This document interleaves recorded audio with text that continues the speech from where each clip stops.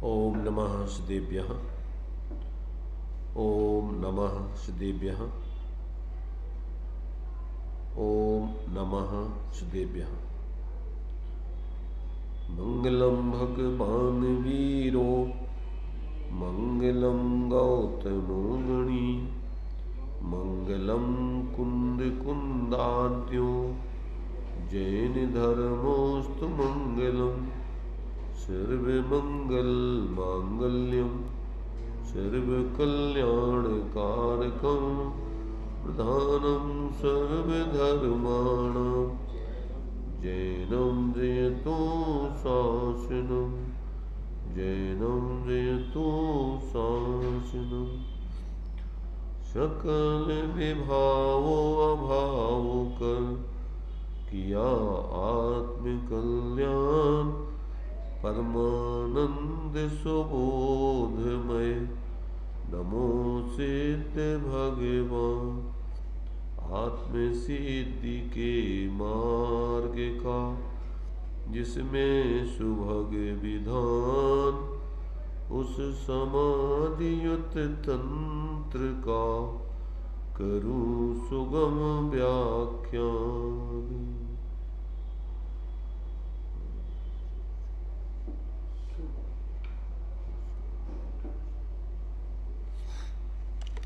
चर्चा 36 नंबर के श्लोक के माध्यम से अपनी चल रही है। यहाँ इसमें अपने लिए थोड़ा विस्तार से विवेचन चल रहा है। इस विस्तार से विवेचन के अंतर्गत विषय तो चूंकि अपन को यहाँ पर विक्षिप्त और अविक्षिप्त मन का स्वरूप बताकर अविक्षिप्त पना धारण करना चाहिए, क्योंकि विक्षिप्त मन आत्मा की भ्रांति है और अविक्षिप्त मन आत्मा का स्वरूप है, तत्व है। इसलिए उस आत्मा के तत्व का अपने जीवन में ग्रहण करके और आत्मा की भ्रांति का त्याग करना चाहिए। ये इस छंद का संक्षेप में भाव है। अब यहाँ पर ये बात बतलाई जा रही है कि जो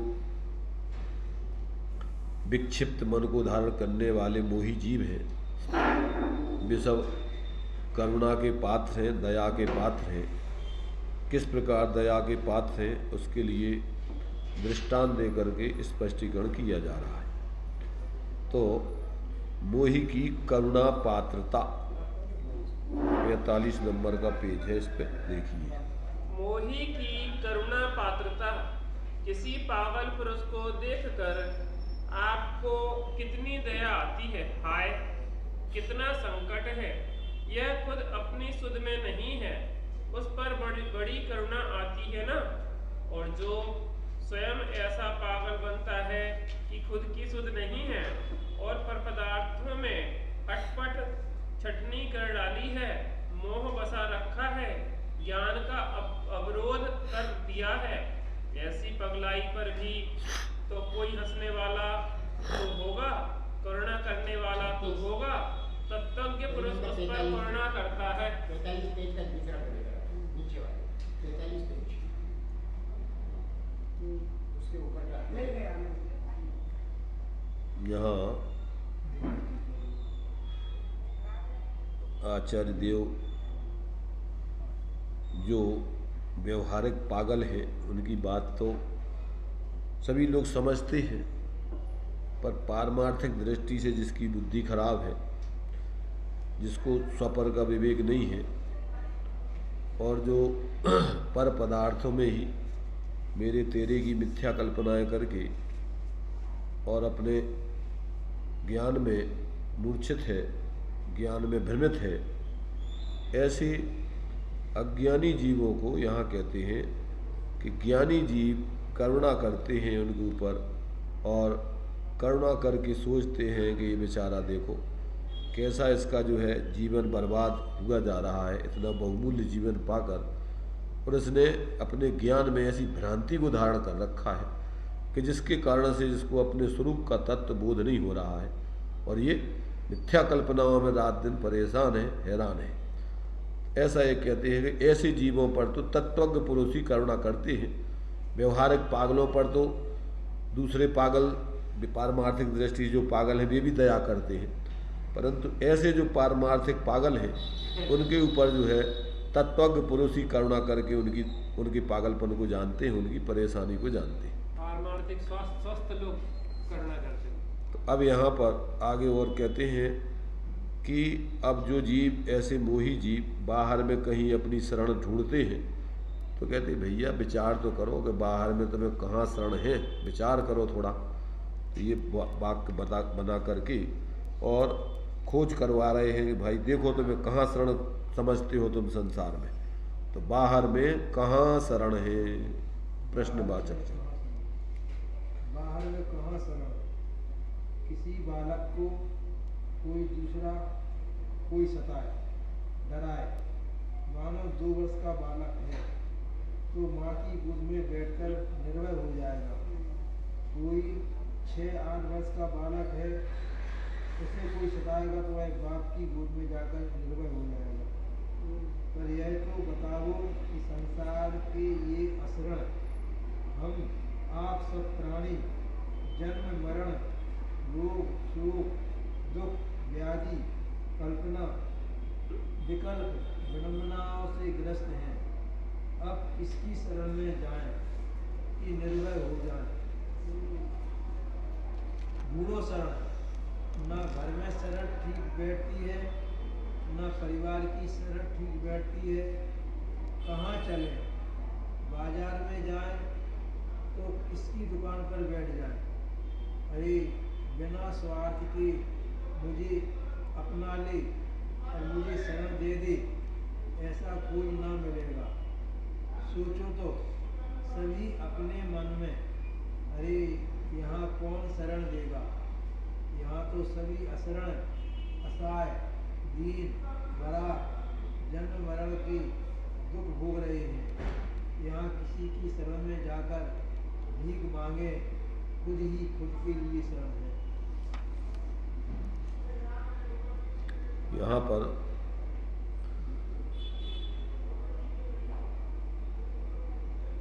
लौकिक दृष्टांत देकर के पारमार्थिक सिद्धांत को सिद्ध किया है।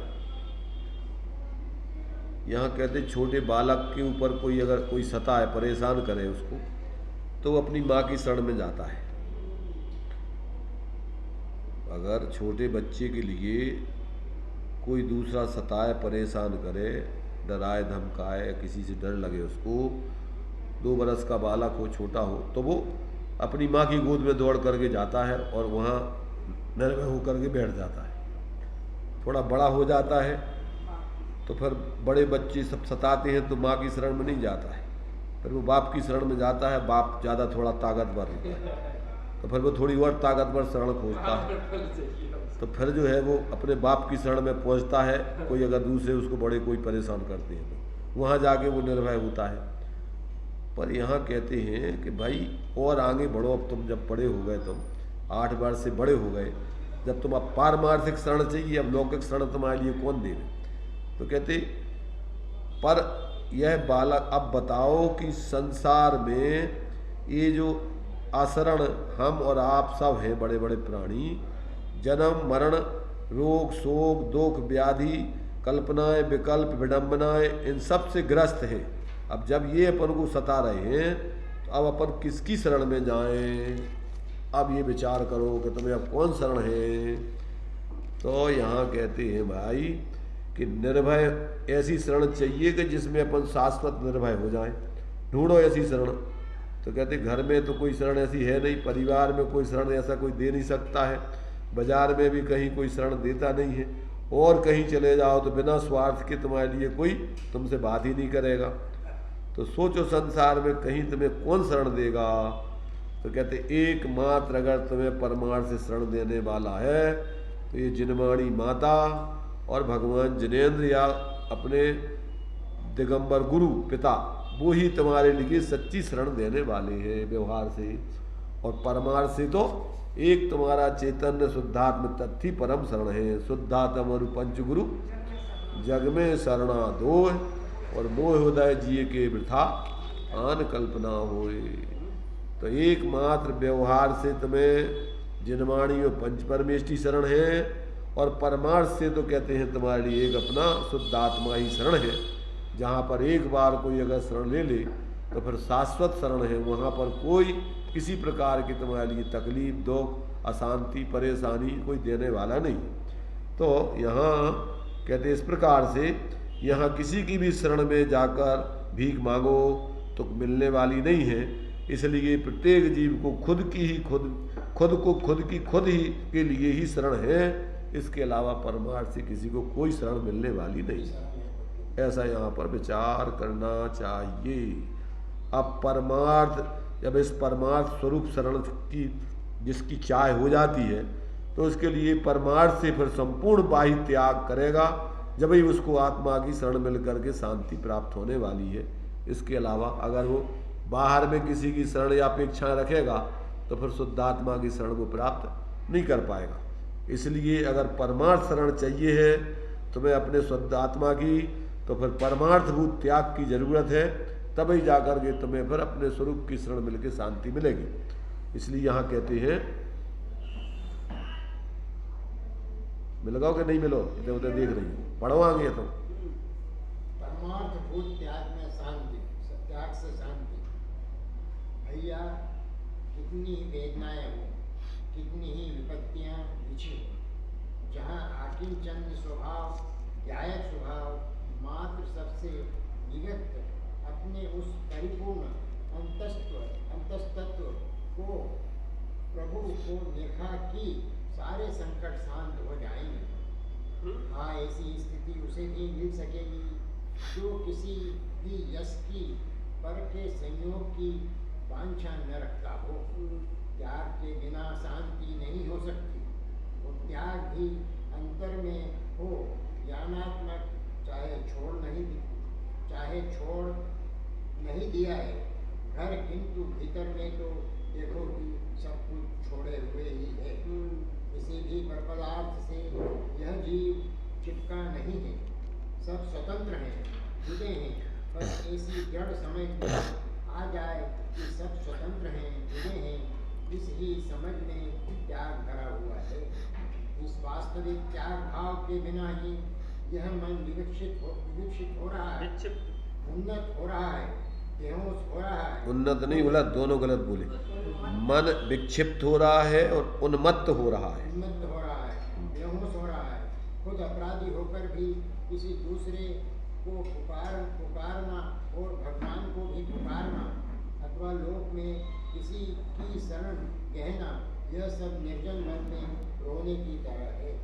निर्जन मन में दुखी पुरुष की चिल्लाहट को सुनने वाला कौन है? इसी प्रकार इस दुखी संसारी प्राणी की वेदना की चिल्लाहट को सुनने वाला कौन है? हाँ, यहाँ पर जो है, काल सिंह ने मृग चेतन को घेरा, भवन में नहीं बचावन हारा, कोई यों समझो मन में।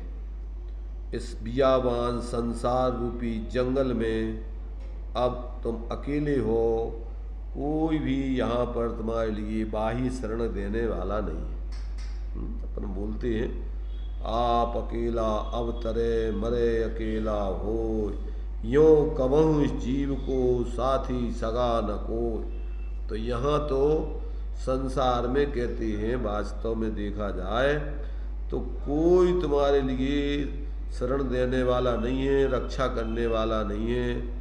अगर तुम्हारे लिए परमार्थ से अपने उस स्वरूप की शरण चाहिए है तो परमार्थ त्याग करने की जरूरत है। और परमार्थ त्याग माने क्या? बाहर की चीज़ें तो तुमसे पृथक हैं ही, अपने ज्ञान में किस प्रकार से विचार करके अपने स्वरूप को ग्रहण करना। तो कहते हैं जहाँ आकिंचन्य स्वभाव, ज्ञायक स्वभाव, मात्र सबसे विविक्त अपने उस परिपूर्ण अंतस्तत्व को, अर्थात अपने उस चैतन्य प्रभु को निरखा कि सारे संकट शांत हो जाएंगे। हाँ, ऐसी स्थिति उसे ही मिल सकेगी जो किसी भी यश की, पर की, संयोग की वांछा या चाह न रखता हो। त्याग के बिना शांति नहीं हो सकती, और त्याग भी अंतर में अर्थात अपने भीतर में ही ज्ञानात्मा ज्ञान में ही त्याग होता है। बाहर से तो जीव ने अनंत बार त्याग कर दिया, परंतु त्याग की मूर्ति अपना चेतन आत्मा जो सबका अनादि अनंत काल से सबसे विविक्त ही है, सबसे पृथक ही है, ऐसे अपने ज्ञान में अपने स्वरूप को ग्रहण करके बाह्य पदार्थों का त्याग नहीं किया। जो छोड़े हुए ही था, अनादिकाल से सबका त्याग ही किए हुए है। क्यों कि ग्रहण और त्याग से परे है प्रत्येक द्रव्य। त्याग उपादान शून्यत नाम की शक्ति सभी द्रव्यों में है। तो ऐसा जो विविक्त सब प्रत्येक द्रव्य है, ऐसा अपना आत्मा भी जो त्याग की मूर्ति है, ऐसे ज्ञान में उस त्यागे हुए संपूर्ण अपने स्वभाव से भिन्न पदार्थों का स्वरूप को ग्रहण करके आज तक त्याग नहीं किया। इसलिए बाहर के सारे त्याग आज तक इसके लिए नाटक के रूप में सिर्फ रह गए, नौटंकी बन के रह गए। मुनि वृद्धार अनंतवार ग्रेवे को उपजायो, पेन जे आत्म ज्ञान बिना सुख लेस न पायो। सब कुछ बाहर में दंभ कर लिया छोड़ करके कि मैंने सब त्याग दिया, परंतु तूने क्या दंभ कर लिया भाई? वो तो त्याग विभक्त ही था। अरे जो तुझे उस त्याग को विरक्त पृथक देख करके जिसे ग्रहण करना था उसको तो ग्रहण किया ही नहीं, तो तेरा त्याग दंभ बन गया वो और नए अहंकार का कारण बन गया। भरत चक्रवर्ती ने धर्म के नाम पर ब्राह्मणों की जो क्या की थी स्थापना की, वही धर्म के लिए सबसे खतरनाक हो गए, क्योंकि दंभ आ गया उनको। धर्मात्मा तो थे नहीं, और उनके लिए क्या हो गया कि हम तो धर्मात्मा हैं, ऐसा भ्रम हो गया उनको। इसलिए जो बाहर के त्याग में अटक जाते हैं और अंदर में अपने त्याग स्वरूप आत्मा को तो ग्रहण नहीं करते हो सकिंचन, उनके दंभ को तोड़ पाना बहुत मुश्किल है। उन ब्राह्मणों को जन्म से वो धर्मात्मा अपने को, हम तो जन्म से ही बस हम तो क्या है, हम तो है ही ब्राह्मण त्यागी धर्मात्मा है ही। तो जो तेरा था ही नहीं उसका दंभ करके और अहंकार कर लिया, जबकि तेरा जो स्वरूप था उसकी तरफ तेरा लक्ष्य ही नहीं गया। और जो विरक्त था उसको विरक्त ज्ञान में जानकर स्वरूप को ग्रहण करके सहज होना था, तो वो तो नहीं किया। और बाहर का जो त्याग स्वरूप है और उसका त्याग करके कल्पनाओं में स्वरूप त्याग तो बिना स्वरूप के ग्रहण होंगे वो त्याग होते नहीं है, उनका सच्चा त्याग पनाते नहीं जीवन में। तो उनके बाहर के पदार्थों का और त्याग का ग्रहण कर लिया, उसने त्याग के रूप में ग्रहण कर लिया। त्यागी हुई वस्तुओं का त्याग करके उस त्याग का ग्रहण करके दंभ कर लिया हुआ। ऐसी दुर्दशा हो गई कि उसको कोई नहीं समझा सकता कि भैया तेरा ये भ्रम है त्याग का। कौन समझा उसको? जो ऐसे झूठे अहंकारी लोग हैं, जिसका जो तेरा था ही नहीं और उसका त्याग करके जो तूने अपने आप को दंभ कर लिया, अब उस दंभ को कौन तोड़ाए?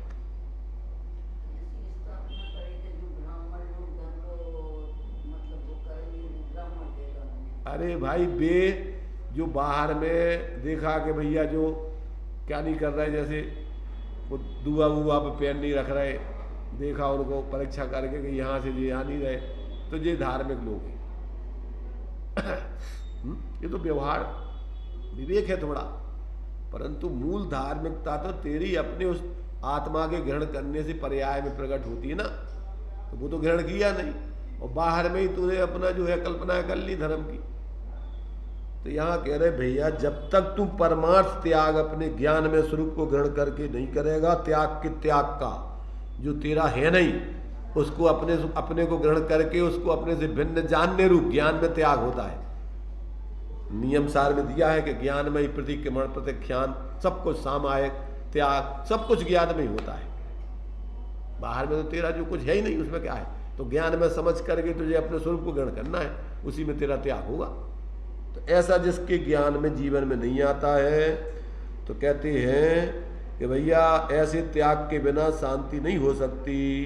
और त्याग भी अंतर में, जो अंतर में हो ज्ञानात्मक, चाहे क्या है, चाहे छोड़ नहीं दिया है घर, किंतु भीतर में तो देखो कि सब कुछ छोड़े हुए ही है।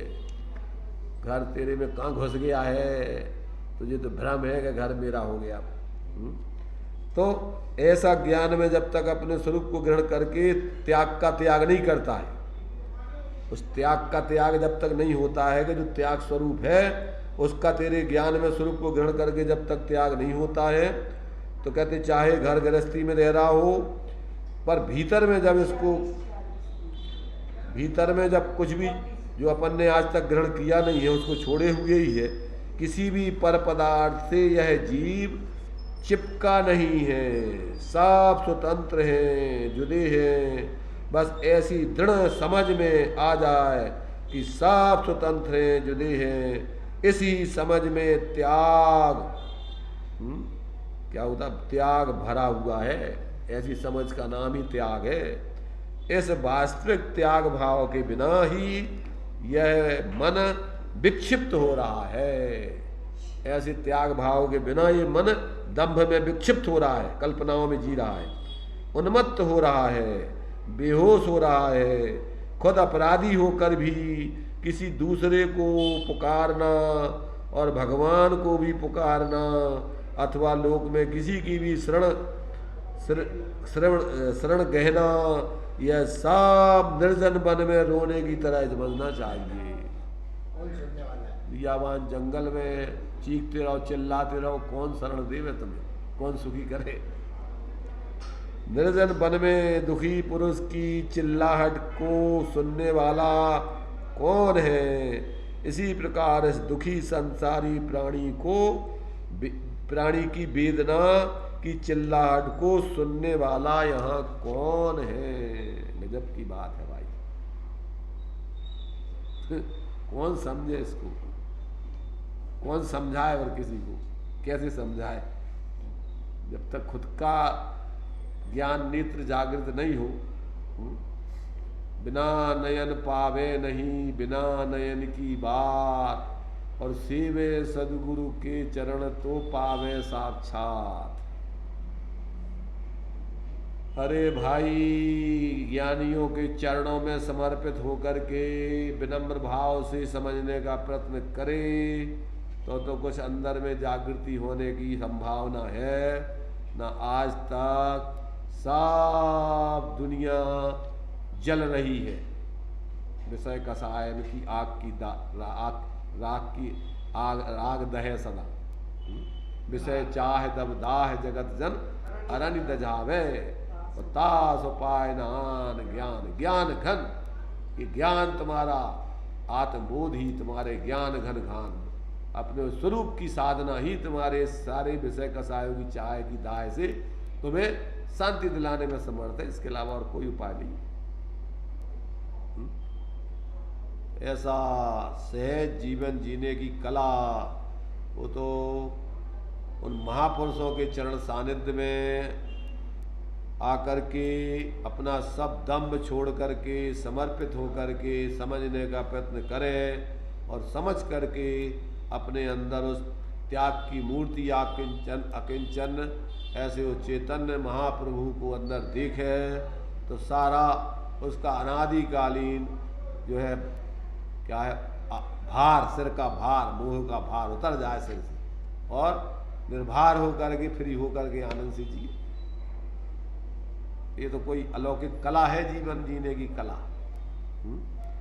तो ज्ञानी तो ऐसे उस स्वरूप को समझ करके निर्भर जीवन जीते। ऐसा जब तक व्यक्ति कहते हैं बिना नयन पावे नहीं बिना नयन की बात, जिसको आंखों से नहीं देखा जा सकता है उसे देखने के लिए भी आंखें चाहिए। कौन सी आंखें चाहिए? मन की आंखें नहीं, उसके लिए उसके लिए चाहिए तीसरा नेत्र। ये 2 नेत्रों से काम नहीं चलेगा, तीसरा नेत्र खुलता है यहाँ पर। शंकर जी ने तीसरा नेत्र खोल के जगत का संहार कर दिया। जगत का माने संसार का नाश। तीसरा नेत्र खुलेगा और संसार तुम्हारा भस्मीभूत हो जाएगा। है कि लोक भस्मीभूत नहीं हो जाएगा क्या? तुम्हारा जो संसार है, जो 5 प्रकार का संसार, द्रव्य, क्षेत्र, काल, भाव और भव परावर्तन से आता है, उस संसार का नाश होकर के और तुम भगवान बन जाओगे। सारे विष को पी जाओगे तुम। गरहल को पी लिया तुमने सब। तो इस प्रकार से परमार्थभूत त्याग से ही शांति मिलेगी। वो परमार्थभूत त्याग अपने उस ज्ञान में ही होता है। बाहर का त्याग तो औपचारिक है, कहने मात्र को है। ज्ञान में ग्रहण है, ज्ञान में त्याग। बस जिस भांति प्रज्ञा छेनी से पर से विभक्त किया ऐसे, उस भांति प्रज्ञा छेनी से ही हरे ग्रहण। ज्ञान में ही अपने से भिन्न पर को जाना जाता है और ज्ञान में ही अपने से अभिन्न अपने स्वरूप को ग्रहण किया जाता है, और बाकी कुछ त्याग नहीं है। ये जब तक कला जिसके जीवन में नहीं आती है तब तक रुदन करते रहो, चतुर्गति संसार में भटकते रहो। अब यहाँ कहते हैं कि प्राणी का अनाथपना किस प्रकार से जाने। पढ़िए विपिन जी। प्राणी का अनाथपना। एक बार एक राजा जंगल में गया तो वहां देखा कि एक साधु जी जिन पर कपड़े भी नहीं हैं, खाने पीने का साधन भी नहीं है, बस आसन मारकर आंखें नीचे हुए बैठे हैं। वह साधु कुछ छोटी उम्र का था, जो सतेज शांत बैठा हुआ था। राजा बैठ गया। थोड़ी देर बाद जब साधु ने आंखें खोली तो राजा दया करके कहता है कि तुम कौन हो, क्यों इतने दुख भोग रहे हो? कोई भी नहीं है यहाँ, निर्जन स्थान में तुम पड़े हुए हो, आप कौन हैं? तो मुनि धीरे से कहता है, राजन मैं अनाथ हूँ। ओहो मत घबराओ, मैं तुम्हारा नाथ हो गया हूँ आज से, चलो घर मौज से रहो। साधु ने पूछा तुम कौन हो? शंका मत करो, मैं एक बड़ा राजा हूँ, इतना परिवार है, इतना देश है, इतनी संपदा है, तुम्हें तकलीफ ना होगी, तुम अब अनाथ बनकर न रहोगे, तुम मुझे बहुत सलोने लग रहे हो। वह मुनि कहता है इसमें क्या है, मैं भी तो ऐसा ही था। अब राजा की दृष्टि फिरी और पूछा तो महाराज आप कौन हैं? मुनि बोला कि मैं अमुक नगर के राजा का पुत्र हूँ। अरे वह तो मुझसे भी बड़ा राजा है, इतने बड़े राजा के आप पुत्र हैं, फिर भी आप अपने को अनाथ क्यों कह रहे हैं? मुनि कहता है सुनो राजन, मेरे सिर में बड़े बेग से दर्द हुआ, उस दर्द में बहुतों ने सेवाएं की, डॉक्टर बुलाए, औषधियां लाए, पर उस समय मेरे सिर के दर्द को एक अंश भी बांटने के लिए कोई समर्थ ना था। तब से मुझे यह श्रद्धा हुई कि मैं तो अनाथ हूँ। इन्होंने जो है श्रीमद जी ने अनाथी मुनि की कथा लिखी हुई है। तो जब ये वेदना हुई उसको, तो उसने नियम कर लिया कि अगर ये वेदना ठीक हो जाएगी तो हम फिर दंती खंती ऐसी दिगंबरी मुद्रा को धारण करके आत्माराधना करेंगे। और फिर वो वेदना उसकी ठीक हुई और तब से मुनि बन करके इस प्रकार से अपनी साधना कर रहे थे। वो अनाथी मुनि की कथा, मतलब लोग सोचते हैं कि बेचारे मुनिराज तो अनाथ हैं। अरे भाई वे अनाथ हैं कि स्वनाथ है, सनाथ है। तुम अनाथ हो बेचारे के तुम्हारे लिए कहीं कोई चारा नहीं है और तुम इधर उधर सुख की खोज में भटक रहे हो, अपना उपयोग मार रहे हो, इधर उधर अजीबों की शरण खोज रहे हो, कहीं किसी की शरण खोज रहे हो। इसलिए जो है कि भैया जब तक अपन अपने स्वा की शरण में नहीं आए तब तक सब अनाथ है, कोई सनाथ नहीं है। इसलिए यहाँ पर वो जिसके विवेक जागृत हो जाता है वही वास्तव में सनाथ होता है और वही दूसरों को सच्ची शरण बता सकता है। जिसको स्वयं की शरण प्राप्त नहीं हुई वो बेचारा अनाथ, दूसरों को क्या किसकी शरण, भ्रम से वो खुद ही परेशान है, क्या शरण देगा दूसरों को। अब कहते हैं शरणभूत अविक्षिप्त ज्ञातृत्व भाव के आदर की ही अंत में प्रेरणा लेना चाहिए। शरणभूत विक्षिप्त ज्ञातत्व भाव के आदर की प्रेरणा। सो चलो भैया अब सबके साथ अपने ही शरीर में बसे हुए अपने को खोज लो कि हम सब अनाथ हैं कि नहीं। आपका कोई दूसरा नाथ भी है क्या? आपकी स्त्रियां आपकी नाथ होगी क्या? अरे जिस क्षण आयु पूर्ण होती है सबके बीमारी से तुरंत चले जाती हैं। जब किसी तीव्र पाप का उदय होता है तो भी ज्यादा प्रीति करने वाले परिजन भी उसका साथ छोड़ देते हैं। ध्यानांतर बीमारी से क्यों थोड़ी देर के समागम को मस्त होते जा रहे हो? यह शरीर को दूर करें, अपने ज्ञान को विक्षिप्त बनाएं। अविक्षिप्त बनाएं, वो काहे गलत छपा है वहाँ। अपने ज्ञान को अविक्षिप्त बनाएं, अपने ज्ञान स्थिरता को अविक्षिप्त बनाएं। स्थिरता, अतिशय, शायद कोई पुरुष उत्तम अभिप्राय इन सबको धारण करे। इसी उपाय से एक फीट दूर सभी निकट होगी, अन्यथा इस जीव का दूसरा कोई शरण में रहे। देखो यहाँ पर ये कह रहे हैं शरणभूत अविक्षिप्त ज्ञातृत्व भाव के आदर की प्रेरणा। यहाँ पर अपन को क्या काय की शरण बताई जा रही है? अविक्षिप्त ज्ञातृत्व भाव के शरण की प्रेरणा दी जा रही है। अविक्षिप्त ज्ञातृत्व भाव ही आत्मा का तत्व है। अभी इसमें अपन ने पढ़ा ना कि विक्षिप्त भाव भ्रांति है आत्मा की और अविक्षिप्त भाव स्वतत्व है, आत्मा का तत्व है, आत्मा का स्वभाव है। तो जिन जीवों के लिए वास्तव में सच्चे रूप में शरण चाहिए है, सुखी होना है, तो उनके लिए क्या कह रहे हैं कि चलो भैया अब सब के सब चलो, एक नहीं सबके लिए कह रहे हैं सब चलो, माने सारे लोग अपने उस स्वरूप की शरण में आओ। तो कहते हैं सब के सब चलो, अपने ही शरीर में बसे हुए अपने को खोज लो, अपने को अपने में खोज लो कि हम सब अनाथ हैं कि नहीं है अनाथ। अब अपन देखो अपने में, क्या हम अनाथ हैं वास्तव में कि अनाथ नहीं है, सनाथ है? आपका कोई दूसरा नाथ भी है क्या? विचार करो। तो कहते आपकी कोई स्त्रियां, घर परिवार के कुटुंब के लोग, जो अपन बोलते ना 12 भावनाओं में, राजा राणा छत्रपति हाथिन के असवार, मरना सबको एक दिन अपनी अपनी बार, दल बल देवी देवता मात पिता परिवार, मरती विरियां जीव को कोई न राखना। तो संसार में तो मणि मंत्र तंत्र बहु हुई, मरते न बचावे कोई। अगर कोई बचाने वाला है तो एक अपना शाश्वत शरण, उस चैतन्य ज्ञातृत्व स्वभाव ही अपनी परिणति को एकमात्र शरण दे सकता है, शाश्वत। उसी की शरण में अपनी सुरक्षा हो सकती है, इसके अलावा दुनिया में कहीं कोई शरण नहीं। ये बात जब तक दिमाग में नहीं आएगी तब तक बाहर में लौकिक दृष्टि से भी सारी शरण, बड़े बड़े महल मकान नाना प्रकार के सब बना लिए सुरक्षा के, पर वे सारे मकान तेरे लिए मौत के कारण बने। और धर्म के क्षेत्र में आकर के भी इसने बाहर में बहुत कुछ उठा पटक कर ली, मंत्र तंत्र आदि पढ़ लिए, सब कर लिया है, पर बाहर में तुम्हारे लिए कोई, यहाँ तक कि शुद्धात्म स्वरूप को छोड़ के पंच परमेष्टि भी वास्तव में तेरे लिए तेरी शरण बताते हैं, भी अपनी शरण में तेरे लिए शरण नहीं दे सकते।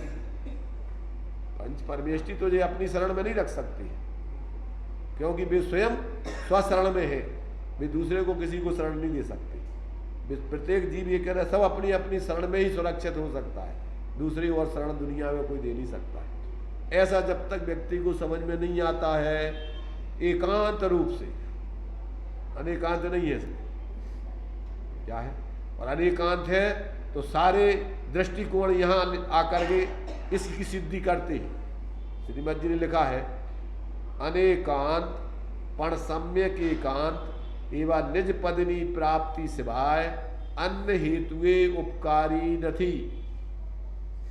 क्या अर्थ होता है कि अनेकांत भी तुम्हारे लिए उस अभेद एकांत आत्मा के स्वरूप की सिद्धि के लिए अगर वो कार्यकारी अगर बताता है तो वो अनेकांत कार्यकारी है, और अपने स्वरूप की सिद्धि नहीं कराता है वो अनेकांत, तो वो अनेकांत भी तेरे लिए कोई काम का नहीं है।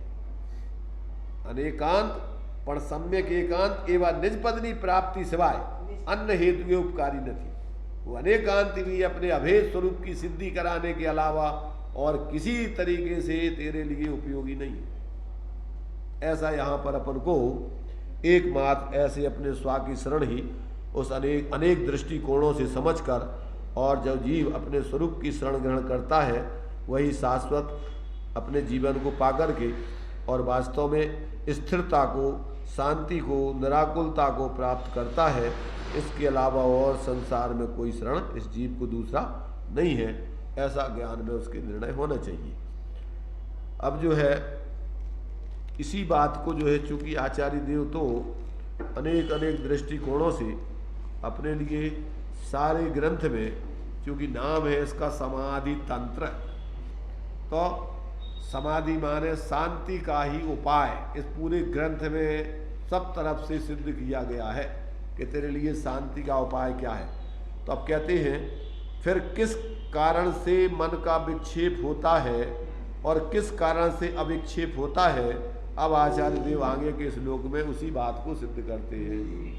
यहाँ बताया ना कि आत्मा विक्षिप्त मन जो है भ्रांति है और अविक्षिप्त मन आत्मा का तत्व है। तो कहते हैं वो अविक्षिप्त मन किस तरीके से सिद्ध होता है और विक्षिप्त मन का कारण क्या है, अब इस श्लोक में आगे सिद्ध करते हैं। तो देखिए बहुत वास्तविक तरीके से, वैज्ञानिक तरीके से स्पष्टीकरण कर रहे हैं इसका। 37 नंबर के देखिए श्लोक को। अविद्याभ्यास संस्कारै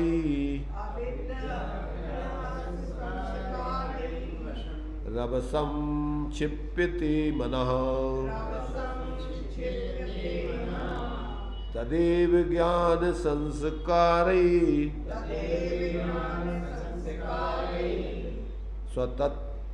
स्वतस्तत्पेव तिष्ठति।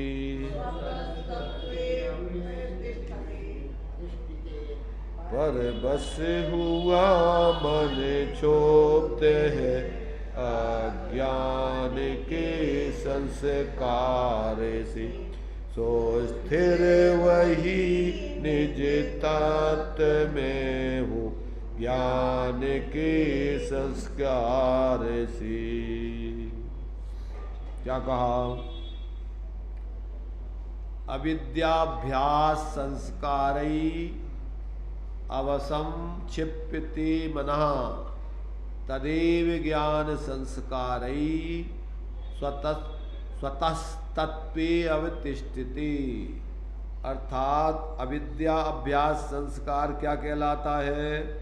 शरीर आदि को पवित्र, स्थिर और आत्मीय रूप से मान्य रूप जो ऐसा अविद्या माने अज्ञान है, भ्रांति रूप मिथ्या ज्ञान है, ऐसे उस अविद्या रूप अज्ञान के पुनः पुनः प्रवृत्ति रूप अभ्यास से उत्पन्न हुए संस्कारों के द्वारा अपना मन अर्थात अपना ज्ञान क्या कहते हैं? ज्ञान क्या करता है? मना माने वो ज्ञान अवसम माने स्वयं के अधीन नहीं रहता है, पराधीन हो जाता है। और ऐसा मन या ज्ञान क्षिप्यते विक्षिप्त हो जाता है। कैसे से हो जाता है विक्षिप्त? कि उसमें निरंतर रागी द्वेषी बन जाता है, वो निरंतर उसमें संकल्प कर चलते रहते हैं। और वही मन, वही ज्ञान तदेव क्या करता है?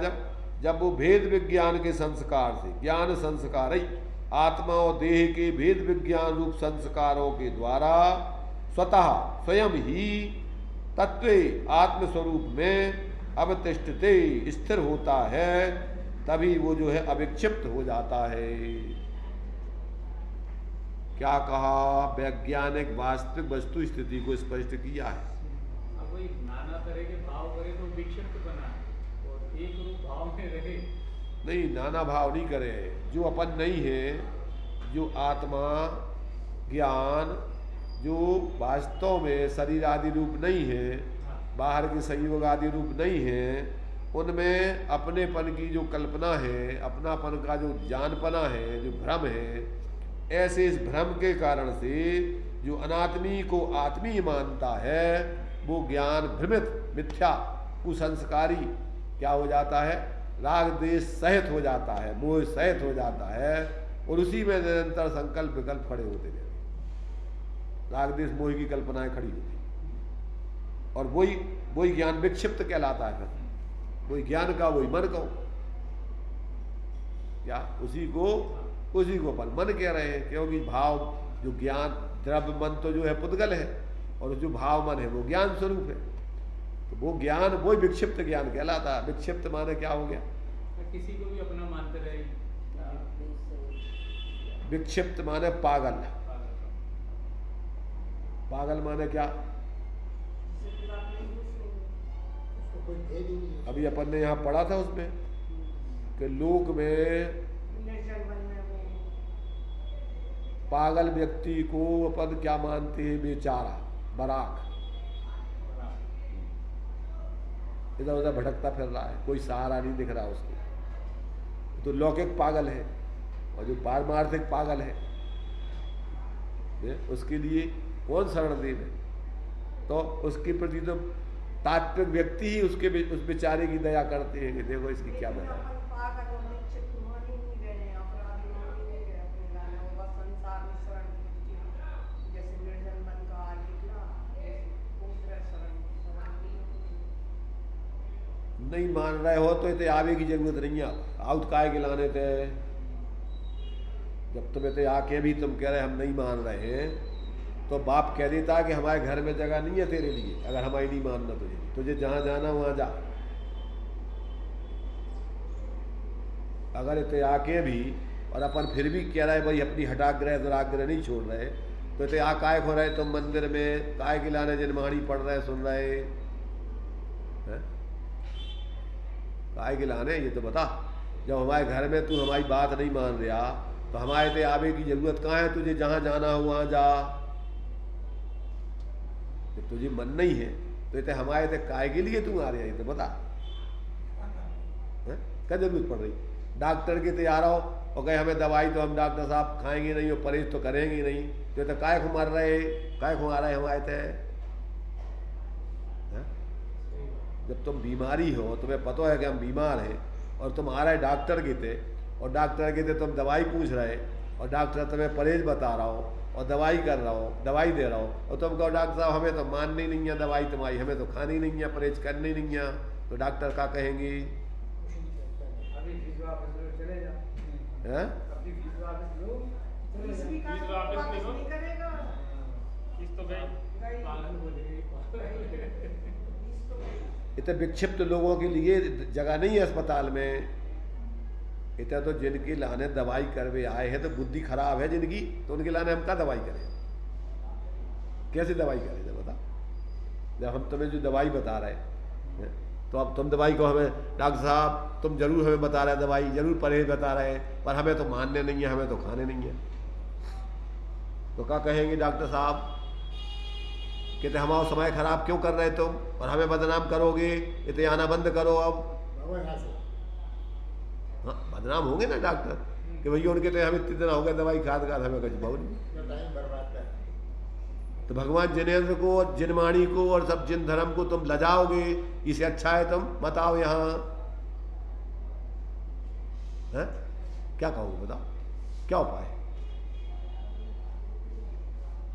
शकुंतला जी तुम्हें मानने के नहीं मानने?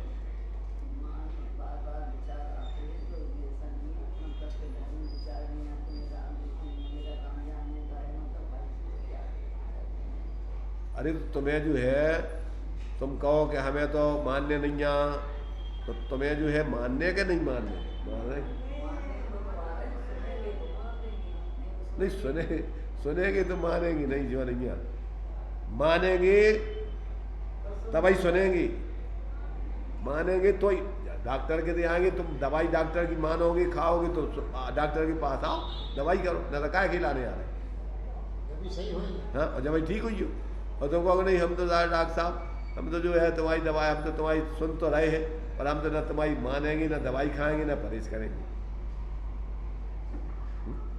डॉक्टर कहेंगे भैया तुम कृपा करो जैसे हमें बदनाम करोगे, तुम हमारी दुकान बदनाम करोगे हैं, और तुम हमारा समय खराब और दूसरे जिन विचारों के लाने हम और सुधार सकाते या दवाई दे सकाते हो जिनको हो सका उनको करेंगे काम इतने समय में।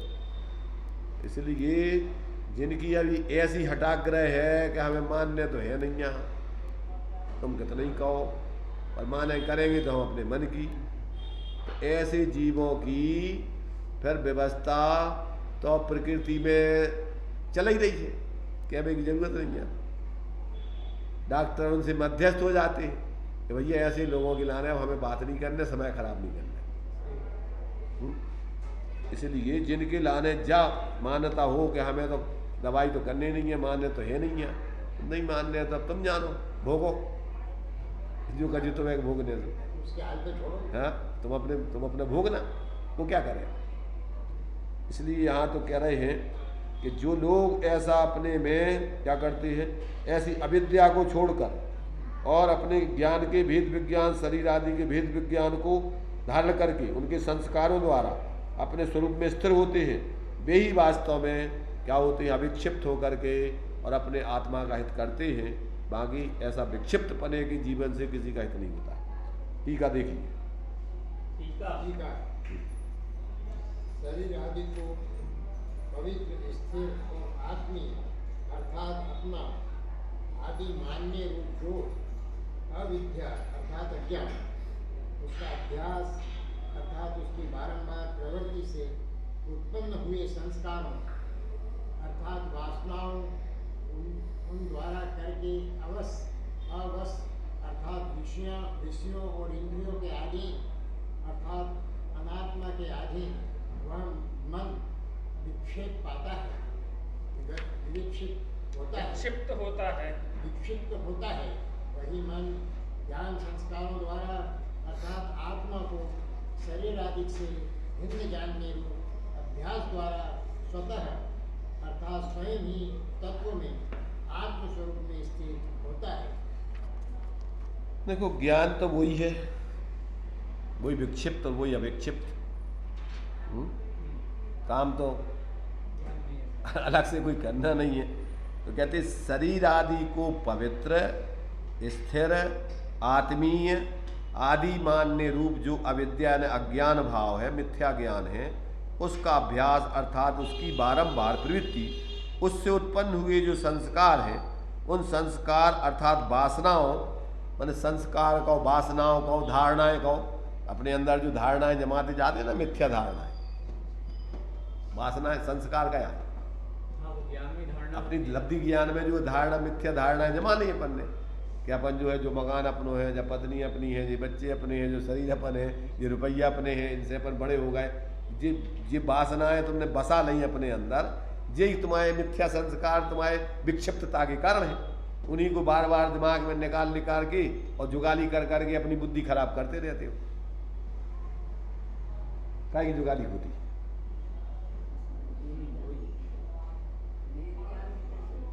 अरे भी अभी पहले अभी तो यहाँ अविद्या की और ये तुम्हारे विक्षिप्त मन की चर्चा कर रहे। पहले वेद ज्ञान चलता है, वो आगे की बात है।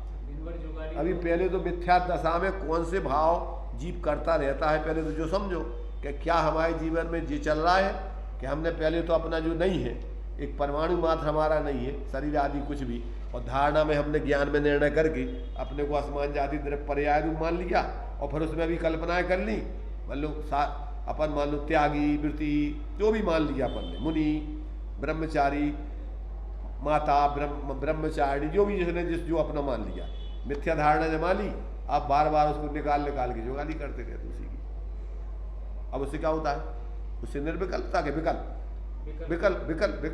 राग द्वेष चलते रहते। बस ये मिथ्या धारणाओं का चिंतन करता रहता है। ऐसा हो गया, ऐसा नहीं हुआ, ऐसा हो जाए, ऐसा नहीं हुआ, ऐसा हो जाए, ऐसा हुआ, ऐसा क्यों नहीं हुआ, ऐसा क्यों। अरे तेरी बुद्धि खराब है, तेरा शाश्वत स्वरूप है, तब तू शाश्वत स्वरूप को अपना स्वरूप जान मान और सब विकल्प छोड़, तो वहाँ से तो धर्म होगा। अब तू ये मिथ्या कल्पनाएं कर रहा, धर्म के नाम पे कर रहा हो, चाहे लौकिकता के नाम पे कर रहा हो, चाहे मकान दुकान रुपया पैसा पत्नी बच्चे ये वो सब, इस हिसाब किताब अब इतने बढ़ गए, अब सोना बढ़ गओ, अब 1 लाख को हो गओ, अपने पास 5 किलो रखो है तो 5 करोड़ रुपया हो गए हमारे पास, क्या होगा। धूल मिट्टी जहाँ की तहाँ, जैसी रखी वैसे ही, और कौन रखी रखी वह धूल ही बन जाए। और 24 घंटे जुगाली उसी की कल्पना, राग द्वेष। अब वो राग घट जाएगा तो द्वेष, आना जाना कुछ नहीं, धारणा मिथ्या धारणा में तो हिसाब किताब लगाता रहता है।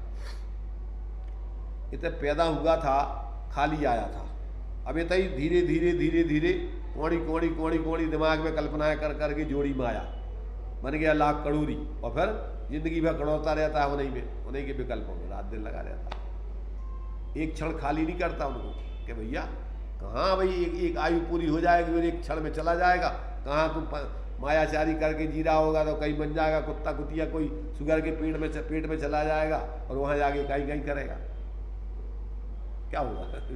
कौन तेरे लिए पूछेगा। अपन पढ़ते हैं कि वो राजा मर करके कीड़ा हो गया नाली के टट्टी के कीड़े, उसमें भूप कीड़ों में गया, पढ़ते 10 लक्षण धर्म में नहीं, भूपई कीड़ों में गया, अपना क्या हुआ।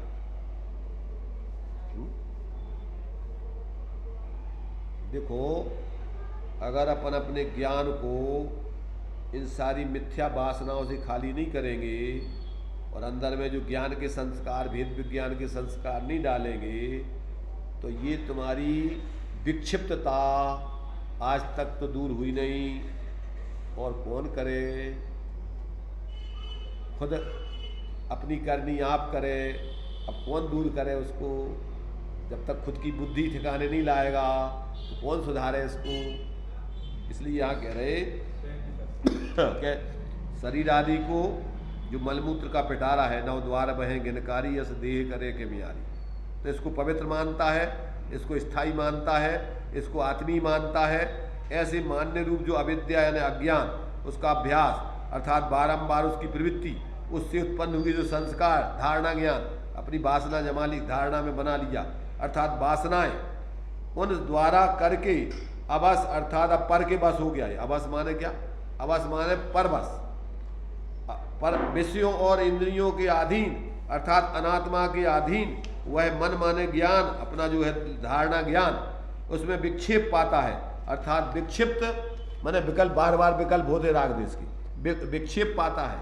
वही मन जब वही मन माने जब अपनी वही ज्ञान क्या करता है, जब ज्ञान के संस्कारों द्वारा अर्थात आत्मा को शरीर आदि से भिन्न जानने रूप अभ्यास के द्वारा स्वतः अर्थात अपने, स्वतः माने वो खुद ही करेगा, दूसरा तो कौन करे उसके ज्ञान में, स्वतः अर्थात स्वयं ही तत्व में अर्थात आत्म स्वरूप में स्थिर होता है, तभी वह अविक्षिप्त होकर के और शांति को पाता है।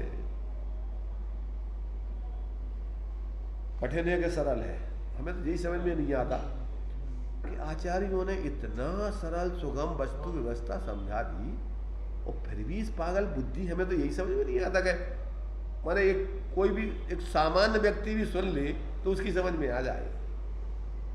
अपनी भूल से विक्षिप्त है, अपनी भूल हटा दे तो अविक्षिप्त होगा। पता इतना सरल काम है, एक बार प्रयोग करके देखे और सहज आनंद को भोगे, फिर इसके लिए कौन रोकने वाला है, ये तो बताओ, कौन इसकी विक्षिप्तता को उसको देने वाला है। गजब है। पर इसने ऐसी कुटेव धारण कर रखी है कि इसको वहां से हटने में पता नहीं, ऐसा लगता है कि फिर हमें कोई मानेंगे नहीं, पूजे हम तो अभी तक जो मान सम्मान चल रहा वो चलेगी नहीं। कैसी मिथ्या कल्पना, दूसरों के द्वारा इसको मान सम्मान चाहिए है? अरे भाई तेरा सच्चा मान सम्मान तो अपने स्वरूप के ग्रहण करने में है, उसी में शांति है। तुझे बाहर में तो कोई जानते ही नहीं है। अमूर्तिक सत्ता तेरी, तू जिसको अपना दिखा रहा है कि मैं ये हूँ, तेरी मिथ्या कसायों की कल्पनाओं से तू दूसरों को दिखाना चाह रहा है, ये तेरी दुर्बुद्धि है, विक्षिप्त मन है, पागलपन है तेरा। अब देखो इसमें भावार्थ में बहुत खुलासा किया है इन्होंने, पर अभी तो अपना टाइम हो गया है, यहीं अपन विराम लेते हैं, बाद में इसको विस्तार से चर्चा करेंगे। चलिए।